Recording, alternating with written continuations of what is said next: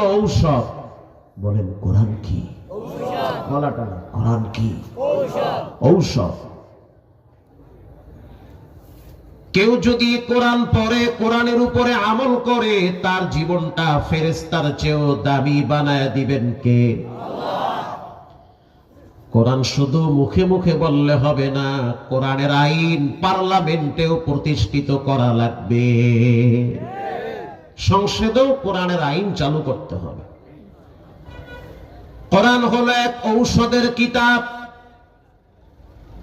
কোরআনের মাধ্যমে দুর্নীতি বন্ধ করা সম্ভব। আস-সারিকু ওয়াস-সারিকাতু ফাকতাউ আইদিয়াহুমা জাযাআম বিমা কাসাবা নাকাদাম মিনাল্লাহ। কেউ যদি চুরি করে তার হাত কেটে দাও, এই বিধান কোরআনে আছে না নাই? এটা কোরআনে আছে। কোরআন শুধু মসজিদে কোনায় বইয়া খালি পড়ো।